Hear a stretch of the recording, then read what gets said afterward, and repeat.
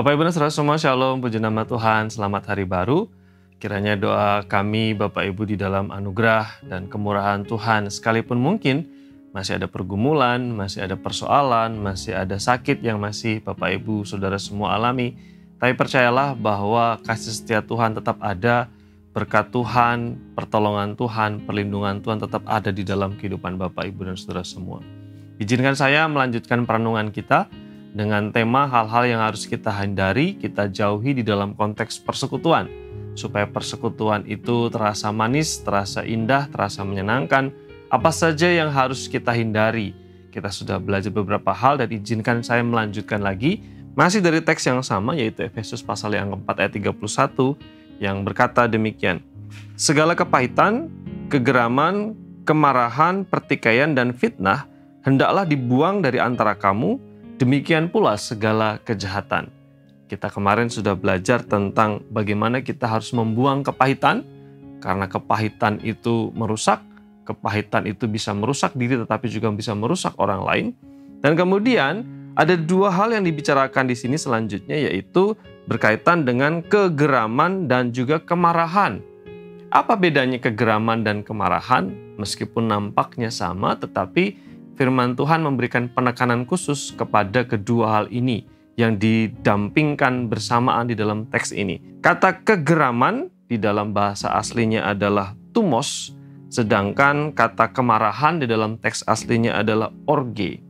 Kata tumos itu berbeda dengan orge. Kalau kata tumos atau kegeraman itu berarti secara literal itu mendidih atau gerakan yang sangat terlihat jelas ketika ada angin menabrak pintu atau gelombang air yang sedang menerpa bibir pantai, itu tumos. Jadi seperti gerakan yang sangat terlihat dan nampak jelas.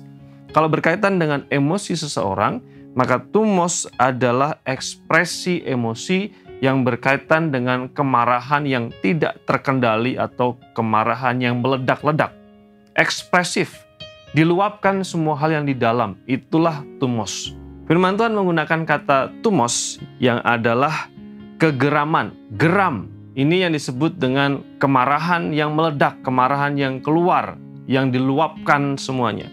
Sedangkan kata marah di dalam teks ini atau orge mengacu pada kemarahan tetapi tidak diluapkan, tetapi disimpan di dalam, atau kebencian yang dipendam di dalam batin. Tetapi sebenarnya di dalam itu ada gejolak yang mendidih dan membara di sana, hanya tinggal menunggu waktu saja kapan kemarahan itu akan tersingkap keluar. Jadi mana yang lebih baik? Apakah tumos ataukah orge? Apakah geram ataukah marah? Firman Tuhan mengatakan kedua-duanya ketika ditumpangi oleh dosa, ketika ditumpangi oleh kebencian, maka kedua-duanya bisa merusak. Bapak Ibu dan Saudara semua, inilah alasannya mengapa baik geram maupun marah itu harus dihindari, harus dibuang.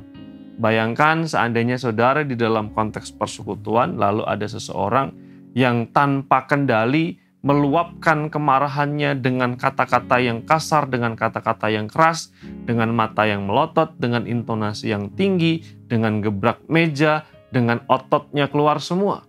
Menyenangkan atau tidak situasi itu? Tentu tidak.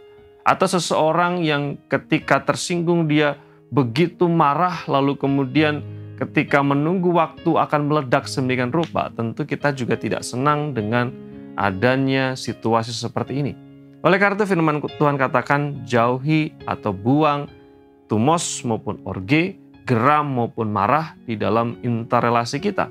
Ada batas, ada waktu di mana kita bisa marah, ada batas dan waktu di mana kita bisa menyampaikan ketidaksetujuan, tapi firman Tuhan katakan kalau misalnya kita marah pada seseorang atau sesuatu, kita harus pastikan bahwa kita punya dasar kemarahan itu. Sama seperti Tuhan Yesus ketika menyucikan bait Allah, dia punya dasar.